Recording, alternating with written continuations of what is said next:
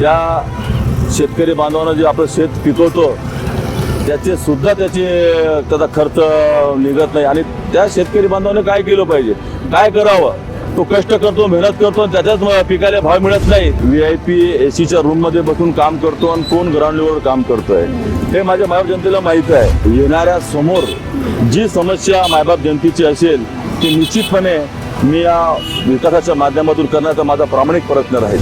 खऱ्या अर्थानं संपूर्ण जिल्ह्यामध्ये ही परिस्थिती एक या खासदारांच्या बाबतीत एक असं वातावरण निर्माण झालेलं आहे की या उमेदवाराला फक्त एक पैसेवालाच उमेदवार हवा होता आणि निष्ठावंत शिवसैनिक आणि निष्ठावंत काम करणारा कार्यकर्ता या खासदारांना निश्चितच नकोसा होता. नमस्कार, मी रश्मी खेडीकर. महाराष्ट्राचा महासंग्राम या विशेष भागात आपण वाशिम या विधानसभा क्षेत्रात आलेलो आहोत आणि आज आपण अशा व्यक्तीशी चर्चा करणार आहोत. त्यांची ओळखच एक सामाजिक कार्यकर्ता म्हणून आहे. जनतेसाठी ते नेहमी धावून जात असतात, सामाजिक कार्यात ते नेहमी अग्रणी असतात आणि आता त्यांना नुकतीच ही जी निवडणूक आहे ती अपक्ष ते लढणार आहेत आणि त्यांचं काय विजन आहे आपण जाणून घेणार आहोत. आता माझ्यासोबत राजा भैया पवार आहेत. दादा, तुमचं नवराष्ट्रामध्ये खूप खूप स्वागत. धन्यवाद. एकंदरीतच दादा, ही जी निवडणूक आहे कुठल्या मुद्द्याला घेऊन तुम्ही लढणार आहात आणि काय विजन आहे यात? खऱ्या अर्थानं या वाशिम आणि मंगरुळपीर मतदारसंघामध्ये जे आज जवळपास 20 ते 25 वर्षापासून जे एक विकास जे एक मुद्दा आहे ते वारंवार एक त्या स्तरावर गेलेला आहे की या वाशिम मंगरुळपीर विधानसभा मतदारसंघामध्ये विकास हा झालेला नाही आहे आणि विकास हा झालाच पाहिजे. कारण की जो समाज, जो मायबाप जनता एक व्यक्तीला आपण निवडून देतो की ते एक अपेक्षा असते, एक आशा असते की त्या व्यक्तीनं खऱ्या अर्थानं आपल्या मतदारसंघातून निवडून गेल्यानंतर आपल्या मतदारसंघात अनेक जी समस्या असते त्या समस्याचं निराकरण करणं त्या एक सदस्याचं एक कर्तव्य असते आणि तो कर्तव्य खऱ्या अर्थानं त्या उमेदवारानं त्या व्यक्तीला ते आपल्या विकासाच्या माध्यमातून केलं पाहिजे. तर आता एकंदरीतच वाशिममध्ये पाहिलं तर बऱ्याच समस्या आपल्याला पाहायला मिळतात. म्हणजे नागरिकांना आपण विचारलं, कुठली निवडणूक म्हटलं तर PSP फॅक्टर येतो, म्हणजे बिजली, सडक, पाणी या गोष्टी येतातच आणि सामान्य ग्राउंड लेवलच्या या गोष्टी येतात. तर काय वाटतं आतापर्यंत जे विद्यमान होते त्यांनी या समस्यांवर किती पद्धतीने समाधान केलं आहे आणि जर तुम्ही आमदार झाले तर तुम्ही काय नियोजन करणार? खऱ्या अर्थानं मी जे मागच्या उमेदवारानं काय केलं त्याच्या बाबतीत मी बोलणार नाही, परंतु येणाऱ्या समोर जी समस्या मायबाप जनतेची असेल ती निश्चितपणे मी या विकासाच्या माध्यमातून करण्याचा माझा प्रामाणिक प्रयत्न राहील आणि तो मी करणारच. एकंदरीतच आपण शिवसेनेतून एकनिष्ठ नेते आपण आहात आणि आता आपण अपक्ष लढत आहात. काय कारण आहे त्यांनी जर तिकीट नसेल दिलं त्याचं काय वाटतं? वाशिम मंगरुळपीर मतदारसंघामध्ये जवळपास मी 20 ते 25 वर्षापासून एक शिवसैनिक निष्ठावंत म्हणून मी कार्य करतोय आणि कार्य करत असताना मनामध्ये फक्त एकच विचार असतो की आपल्या जिल्ह्यातील प्रमुख पदाधिकारी, आपले खासदार यांच्यापासून आपल्याला खूप मोठी अपेक्षा असते की खासदारांचा आशीर्वाद एक कार्यकर्त्यावर असलं पाहिजे.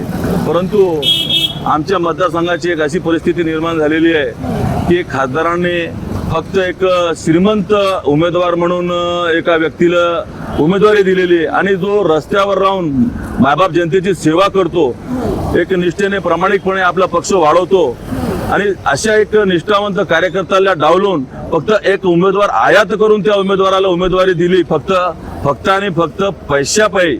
खऱ्या अर्थानं संपूर्ण जिल्ह्यामध्ये ही परिस्थिती एक या खासदारांच्या बाबतीत एक असं वातावरण निर्माण झालेलं आहे की या उमेदवाराला फक्त एक पैसेवालाच उमेदवार हवा होता आणि निष्ठावंत शिवसैनिक आणि निष्ठावंत काम करणारा कार्यकर्ता या खासदारांना निश्चितच नकोसा होता आणि म्हणूनच एक श्रीमंत उमेदवार त्यांनी दिलेला आहे आणि एक निष्ठावंत कार्यकर्ता काम करणारा जो जमिनीवर राहून काम करतो, मायबाप जनतेची सेवा करतो, अशा उमेदवाराला त्यांनी डावललेला आहे आणि त्याचा हक अधिकार होता, त्या निष्ठावंताचा हक अधिकार होता. परंतु या खासदारांनी जे केलेलं हे कार्य हे विश्वासात ठेवून खऱ्या अर्थानं आमच्यासोबत हे विश्वासघात केलेला आहे. परंतु माझ्या वाशिम मंगरुळपीर विधानसभा मतदारसंघातील निष्ठावंत शिवसैनिक येणाऱ्या काळामध्ये निश्चितच त्यांची जागा ते दाखवून देतील. तर तुम्ही आता म्हटले सातत्याने तुम्ही जनतेच्या मधात आहात, तळागाळात जाऊन तुम्ही काम करता, जनतेच्या समस्या तुम्ही खूप जवळून पाहिलेल्या आहेत, तुमच्याशी चर्चा करते, कुठली मोठी समस्या जाणवते त्यांच्या ह्याच्यामध्ये? आमच्या या जिल्ह्यामध्ये खऱ्या अर्थानं शेतकरी बांधवांची जी समस्या आहे, शेतकरी बांधवांची समस्या खूप मोठ्या प्रमाणामध्ये आहे. असे अनेक प्रश्न आहे ज्यांच्याकडे कानाडोळा करण्यात आलेला आहे की शेतकरी बांधवांचा सिंचनाचा प्रश्न असो अथवा त्यांच्या पिकाले भाव मिळत नाही. आज आपण बघितलं असेल, आपण सर्वे केलं तर आपण या शहरामध्ये जर आपण फिरत असताना एक त्या प्रकारची आपल्याला एक गोष्ट जाणवली असेल की शेतकरी बांधवांचे प्रश्न खूप मोठ्या प्रमाणामध्ये निकाली काढण्यात आलेले नाही आहे. ज्या पद्धतीने त्यांच्या पिकाले भाव मिळत नाही, त्या शेतकरी बांधवांना जे आपलं शेत पिकवतो त्याचा खर्च निघत नाही. आणि त्या शेतकरी बांधवाने काय केलं पाहिजे, काय करावं? तो कष्ट करतो, मेहनत करतो, त्याच्याच पिकाला भाव मिळत नाही, तो हताशून जीवन जगणारा शेतकरी बांधवाने त्या शेतकरी बांधवांसाठी येणाऱ्या जर माझ्या मायबापाने मला आशीर्वाद दिला तर निश्चितच विधानसभेमध्ये सर्वात प्रथम शेतकरी बांधवांचा प्रश्न मी निकाली करण्याचा प्रामाणिक प्रयत्न करेल. तिथे सोयाबीनचं पण जास्त मोठ्या प्रमाणात इथनं वाशिम जिल्हा फेमस आहे, ओळखला जातात. आता सातत्याने आता तुम्ही कार्यरत आहात, आता तुम्ही अपक्ष लढत आहात आणि जनतेसाठी विकास कामं तुम्ही सातत्याने करत असता.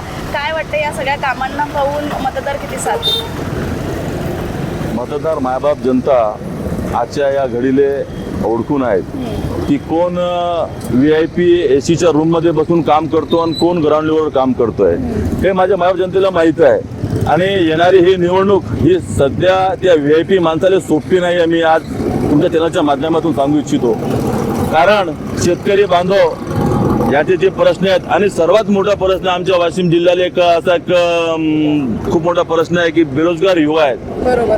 हे अनेक वर्षापासून या जिल्ह्याला एक खूप मोठा उद्योग या जिल्ह्यामध्ये मिळाला पाहिजे होता की जेणेकरून जे युवा आहे, युवा वर्गाच्या हाताला काम नाही, त्याच्या हाताला काम मिळालं पाहिजे होतं. तर खऱ्या अर्थानं माझा प्रामाणिकपणे प्रयत्न राहील की बेरोजगार युवांना एक मोठ्या प्रमाणात की आपल्या जिल्ह्यामध्ये उद्योग आणून त्यांच्या हाताला काम मिळालं पाहिजे, हे माझा एक प्रयत्न राहील. हे नक्कीच शेती झालं, उद्योग झालं, युवांचा खूप मोठा प्रश्न आहे आता. कारण युवा आता असं झालंय, आपण चर्चेतून हे जातं की मला ही पार्टी नाही पाहिजे, मला ती नाही पाहिजे, आता आमच्या हातात द्या आम्ही करू, म्हणजे त्रस्त झालेला युवा आता दिसलाय. खऱ्या अर्थाने हे मोठ्या प्रमाणात जी परिस्थिती आहे ही परिस्थिती युवांनी बदललेली पाहिजे. की आपण विचार करतो की हा पक्ष मोठा आहे म्हणून आपण ह्याच पक्षाला आपण मतदान केलं पाहिजे, पण माझं एक वैयक्तिक मत आहे की मायबाप जनतेनं आणि युवांनी आणि शेतकरी बांधवांनी आता हे विचार करण्याची वेळ आलेली आहे की जो व्यक्ती रस्त्यावर राहून आपल्या गोरगरीब मायबाप जनतेची सेवा करतो, कष्ट करतो, का खऱ्या अर्थानं त्याच माणसाला माहीत असते की मायबाप जनतेची खरी अडीअडचण काय आहे आणि तोच त्यांची अडीअडचण सोडवू शकतो. आणि अशाच माणसाला त्या मायबाप जनतेने आणि युवांनी आणि माझ्या संपूर्ण मतदात्यांनी अशा व्यक्तीला निवडून द्यावं की जेणेकरून त्याने आपले संपूर्ण जितकेही प्रश्न असतील आपल्या मतदारसंघातले, आपल्या जिल्ह्यातले, त्याने विधिमंडळामध्ये मांडून ते प्रत्यक्षात आपल्या स्वप्नाचा मतदारसंघ घडवावा, ही मी सर्व मतदार बंधूंना आणि माता भगिनींना, माझ्या युवांना मी विनंती करू इच्छितो. माझ्या जनतेला हीच विनंती करतो की येणाऱ्या काळामध्ये असा एक व्यक्ती आपण निवडून द्या की जो आपल्या खांद्याला खांदा लावून आपल्या सोबत आपले सर्व प्रश्न निकाली काढेल, हीच माझी विनंती राहील. बिलकुल सर. आणि हे जे स्वप्न आहे लवकरच पूर्ण होईल अशी आशा करते. आज तुम्ही आमच्याशी जुळले, नवराष्ट्र नवभारतशी संवाद साधला, वेळ दिला, त्यासाठी आपले खूप खूप आभार आणि तुमच्या पुढील वाटचालीसाठी आणि निवडणुकीसाठी खूप खूप शुभेच्छा. धन्यवाद. तुमचं मी मनापासून आभार व्यक्त करतो की आपण माझ्या एक छोट्या अपक्ष उमेदवाराची एक छोट्याखाने आपली एक मुलाखत घेतली, त्याबद्दल मी मनापासून आपला आभार व्यक्त करतो. जय हिंद, जय महाराष्ट्र. बिलकुल. तर एकंदरीतच आपण राजा भैया यांच्याशी आपण चर्चा केलेली आणि या सगळ्या वाशिम विधानसभा क्षेत्रामध्ये पुढे काय होणार आहे पाहणं होतं. कारण दादा एक साधा व्यक्तिमत्व आहे, साधा माणूस आहे, इथून एकच चालत येतो. तर अनेक त्यांचे मुद्दे आहेत, शेतीला घेऊन झाले, रोजगारला घेऊन झाले, अनेक मुद्दे आहेत आणि अतिशय साधा माणूस आपल्याला या विधानसभा क्षेत्रात भेटते. पण या विधानसभा क्षेत्रात पुढे काय होणार आहे पाहणं महत्त्वाचं असणार आहे. कारण जवळपास 22 उमेदवार जे आहेत ते इथे उभे आहेत या निवडणुकीसाठी. याच्या अपडेट्स मी तुमच्यापर्यंत पोहोचवत राहणार आहे. तोपर्यंत माझ्यासह पाहत राहा महाराष्ट्राचा महासंग्राम. कॅमेरा पर्सन तन्मयसह रश्मी खेडीकर, नवराष्ट्र, वाशिम.